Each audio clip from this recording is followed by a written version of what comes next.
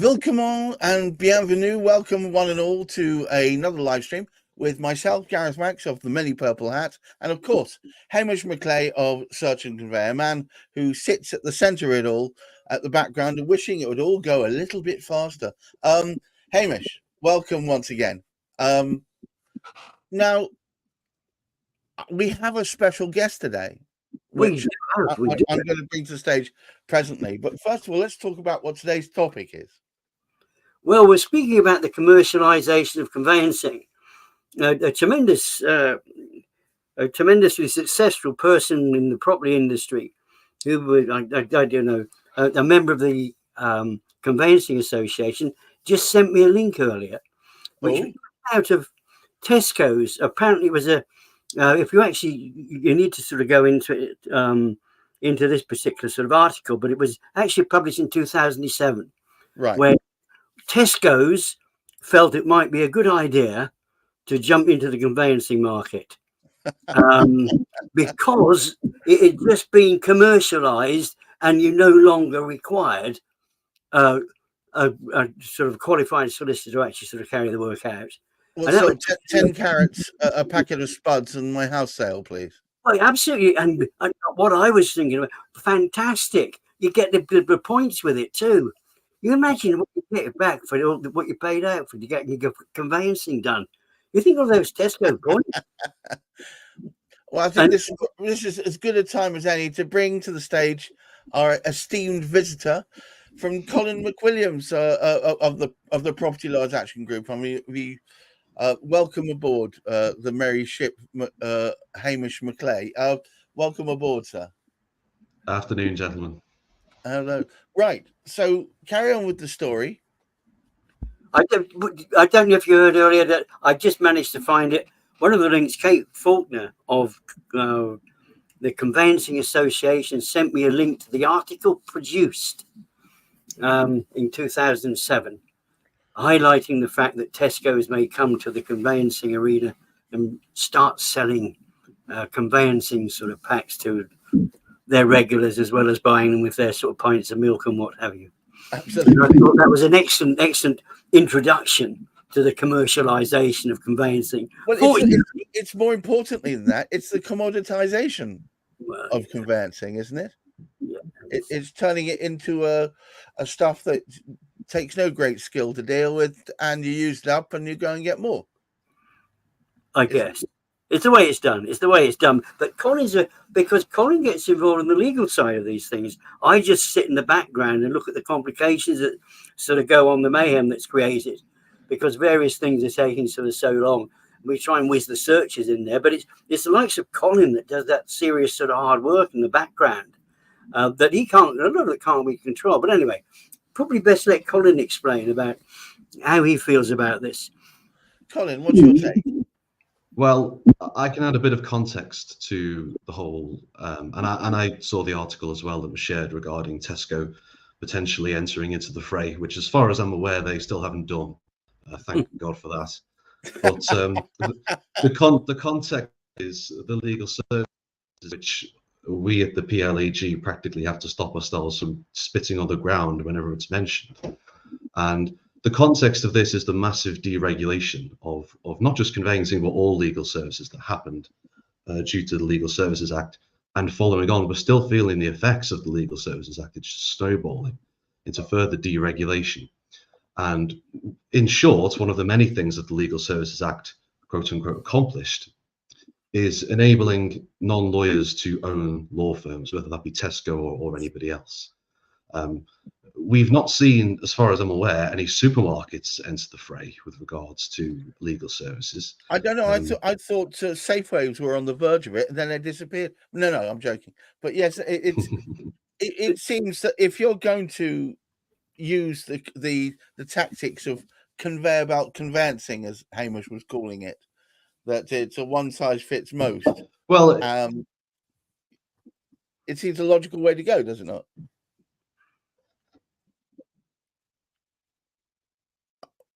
Colin, are you with us? I think he's lost his microphone for a second there. But okay, so Hamish, I'm going to throw the ball to you while Colin sorts his microphone out. Don't you worry. So the rise of the conveyancing conveyor belt. Recently, you did, I think only today, you put out a post likening it to the background of the creation of Rovers and other another conveyor belt type companies. I think an interesting comparison, and I quite enjoyed this because it did hit me. It's one of those experiences in life. I was working as an engineering buyer, and I was working for massive, high volume manufacturers. I mean, Unipart used to put all the exhaust system, fuel tanks, and stuff like that into thousands of cars every week. So we're buying thousands and thousands of things. And I came out, I'd had enough of that, and thought, well, let's do something different. And so I applied for a position with Aston Martin, and this was to actually be a buyer to support their production line, which was putting the DB5 together when they actually sort of had that one way back. And this was way back in the 80s. In fact, yes, it was the 80s. That's right. You were talking about. You said you saw the difference between a DB5 and a. When I went in there were craftsmen involved, and they were pushing the cars around. It was in a big warehouse, and they moved the cars around from whoever was going to look after it next. And you got the guys working on the leather, producing the leather seats, and guys putting this all being done, compared to what was happening at the likes of Longbridge and Cowley, with all of these cars streaming down there. Now, when you look at the precision that these guys were putting it together with, the comparison we have is somebody like Colin, when he imparts with his knowledge, his expertise in law, to bring that into the conveyancing sort of practice. That's what the comparison was about. But have we got Colin back again now? Yes, absolutely, Colin. So there seems to be two sort of schools of thought here. One is pile them high, sell it cheap, and get it out the door fast, and the other one is craft it and make sure it's fit for purpose. Do you see that the rise of the commoditized conveyancing in the way that Hamish describes? Yes, sorry, gentlemen, for the technical issues. I freely admit to being a podcast newbie here, and I'm you're welcome. technical You're problems. Can you hear me? So I can hear you now. It keeps changing between my earphones here and the laptop, so apologies. I'll quickly finish my thought on Tesco law, and I regret to say that I missed half of your question just then, but I'll retract slightly and I'll repeat it in a second, but you could please follow through. Okay. Yes. Okay. So what I was saying about Tesco law is I suspect that the only reason they didn't enter the fray is because, like most aspiring conveyancers, I expect, they came to the unpleasant realization that there's really not as much profit in it as people seem to think. And on top of that, the potential for the massive brand damage that could be caused by Tesco setting up one of these conveyancing factories that, I mean, one need only look at the reviews of many of these factories to see that they're not well received. What would be in it for Tesco to enter the fray? The profits are not fantastic when you deduct the overheads and the cost of insurance. But on top of that, the potential reputational damage, I can see full well why they didn't decide to make that decision. However, you may or may not know this, gentleman, but there was quite an famous investor called James Caan, who was at one point on Dragon's Den. I remember him well. And he decided to enter the fray into the legal services sector. I believe to his cost, although I don't think that's official. At one point, he was in for a few years before he decided to withdraw his investments, which I suspect probably tells you what you need to know about sort of investing in legal services. I can imagine that many people looking at it from the outside would think that it's a gold mine, but particularly conveyancing certainly isn't. And I expect that's why we haven't seen people flooding in to own law firms. However, what we have seen in the context of conveyancing is lots of estate agents now increasingly own law firms, but I don't want to rant and rave at you about that for too long. Is that subject for another day? I think Because there was, I think, one of the great things, and I've only bumped into sort of Colin recently, but it was so good to find somebody that had this belief, and it's sort of so right. It's being able to craft and being able to work for the client. And unfortunately, I think both of us perceive the fact, and I think even you, Gareth, understand and realize if somebody's working for a panel, if they're streamlining the whole thing, I say streamlining is a way of tidying it up, but it doesn't templating. It does not work in the best interests of either the industry or the client, the person who's buying or selling their property. I believe. I mean, it's a feeling. We can all bring up sort of war stories as well as to where it hasn't worked and various things that have gone wrong. But I think it's sort of Colin says, and he can explain the greater impact from the legal side of things. I know all about it from the searches because we've hit a very, very similar challenge from us carrying out searches as well. This sort of commercialization of the searches, which means an unqualified and inexperienced person can actually produce searches. They can be sat at a desk in Glasgow and tell everybody what's going on in Oxford because they know it from what's on the computer, not because they know the place. So, Colin, to delve back into using your own experiences as a touchstone for this, Hamish and I have on a number of occasions talked about the demise of not just the high street, but the specialist legal firm, the ones who are attuned to dealing with certain things, and we are both big proponents of that. We want to push that forward. But do you see a demise of them, or is it reached stasis? Certainly the high street is in trouble. I mean, I tip my hat to any high street firm that is hanging in there with regards to conveyancing. I was actually speaking to this about Hamish the other day, in that my own personal feeling is that I think there aren't going to be, maybe, who knows, 20, 30 years, certainly in my career, I think it's going to be a rarity to see Solicitors Regulation Authority firms, SRA firms, to be conducting conveyancing. It will be CLC regulated firms for the most part, and not exclusively, but the vast majority of those firms, at least by volume of people and cases, they're factory firms. So we are going to, unfortunately, unless something changes, see the increase in factory firms, and that ties back to what Hamish was just talking about, of unfortunately the client receiving a poorer standard of service. And I think I saw a post on LinkedIn the other day that was sort of half-heartedly playing devil's advocate with regards to the benefits of factory firms, saying that they're cheaper. And I think that's a bit of a misconception. I mean, sometimes they do work out to be cheaper, but these factory firms are also known for hiding fees, and they lure clients in with a promise of a low fee, and then suddenly, all of a sudden, they get hit with the whole kit and caboodle. And that's just the sort of business practices that unfortunately has become commonplace, driven by various factors. But yes, circling back to your question, the high street is in big trouble. I work at a high street firm. We're doing fine, but I know that certainly the competition from factory firms, not just the fact that clients may be tempted to go there, but also having to deal with them on the other side, causes a significant amount of delays, which impacts our clients and impacts us and our ability to turn over our cases and make our revenues. So really, it's an attack on two fronts on the high street.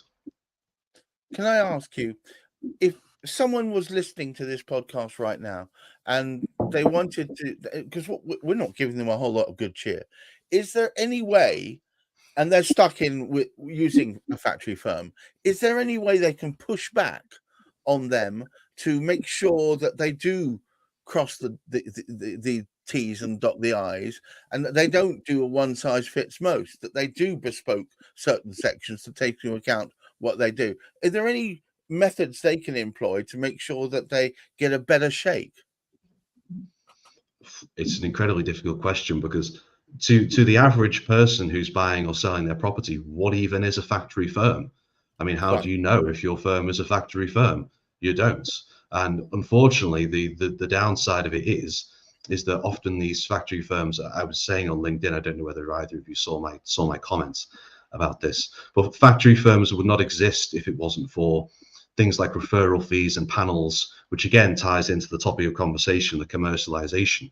There's now a whole self-feeding infrastructure where, you know, these panel firms, these, you know, referrers, these big organizations in turn feed the factory firms, and it goes around in one big unpleasant circle. So I think if I was trying to, you know, if I could whisper in someone's ear who was looking for a lawyer, and obviously I couldn't recommend myself, I would say to them, don't pick the estate agent's chosen solicitor, or if you do, ask them what's in it for them. And I would say try and pick a local solicitor. If someone was recommending you a solicitor who's on the other side of the country, there may be a valid reason for that. But, you know, on the face of it, why would you do that? And, you know, I'm not going to say to people avoid CLC regulated firms, you know, despite my comments earlier. But I would say look at the reviews of certain firms and make your own decision. But I would say in the first instance, if you are recommended a certain firm, I would start with the question, well, what's in it for the person recommending? Because unfortunately, that's how a lot of these things get started. All right. I've got a comment to make. If you're going to look for any firm, you're looking for reviews and so on and so forth, if they've only got 5 reviews, I don't care if they're all 5-star. 5 reviews ain't enough. You're looking for reviews in the hundreds, ideally. And what you're looking for is that they all look like they were written by different hands. If they're all very similar, don't take them as read. Hamish, before we wind this up, can you give us some good cheer? Well, it wasn't so much the good. Well, it actually is good cheer, because what I was wanting to know is how we can encourage others who are actually listening in at the moment. How can we support the work that Colin and his colleagues are actually doing with the Property Lawyers Action Group? How can we support what you're doing? How can we uplift that particular sort of the call for people to sort of say, hey, look, be careful or be aware of what is it, buyer beware, isn't it? It's that sort of. So how can we? I think it's got to be down to the fact that you do more research, and that now you know that there is, guys, if you're listening, there is such a thing as effectively these factory farmed conveyancing solicitors. If it's a solicitor that is owned by the same people as the estate agents, that is a red flag. If they are recommended by the estate agents and they are, as Colin pointed out, somewhere completely different from your locality that you're looking in, that could be a red flag. Ask more questions. Colin, I'll give you the last word on this before I wrap it all up.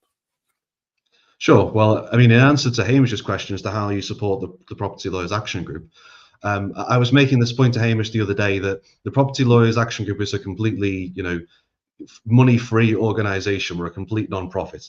So there's nothing to be done in that regard. The only thing that we would ask, if anybody wants to support us, is contact us if you have a particular way that you feel as though you can contribute. We're always looking for anybody who's willing to, you know, write articles or approve articles or contact their local law societies, anything like that. Really, we just need people who are able to do something and are passionate about the cause. And if you're unsure what the PLAG stand for, we have a website, plactiongroup.co.uk. You can look up what our principles are there and see if it's something you might be interested in. All right. I'm just going to quickly put up the Property Lawyer Action Group across the bottom. So let me see if I got this right. Is that like that? There you go. That is correct. That's correct. Perfect. So yeah, so if you guys want to support the Property Lawyers Action Group, and I think their cause is a just one, please jump on there, have a look around and see if there's anything you can contribute. But what it remains me to say is thank you once again, Hamish, for a thoroughly entertaining and interesting topic, if it was a bit sad. And Colin, thanks for jumping on at a moment's notice like this. We thoroughly enjoyed your contribution. I hope you felt the conversation both an interesting and a just one. Watch out every week. I'm doing an unashamed plug now. Hamish and I are part of the Property Quorum, which is 4 people. Usually that's myself and 3 others, where the others are Chris from Root Home, Juliet from Gunn & Cook, a lawyer, a very esteemed property lawyer, and of course Hamish McLay from Search and Convey. But we often have special guests. And I think we'd very much like Colin to appear at some point. It would be delightful when we've got a topic that's relevant. Of course, we will do that. And that happens 10 o'clock every Thursday. And if you want to know how to see it, literally just navigate to the top of Hamish's profile on LinkedIn, or myself on LinkedIn, because it will be there resplendent. And we will be repeating them as well in a couple of months as well. So as we create new ones, you'll start seeing the old ones reappearing as well. So thank you once again, Colin. Thank you, Hamish. And I wish everybody the best of British as far as having a wonderful weekend is concerned. And of course, great mental health. Bye-bye now.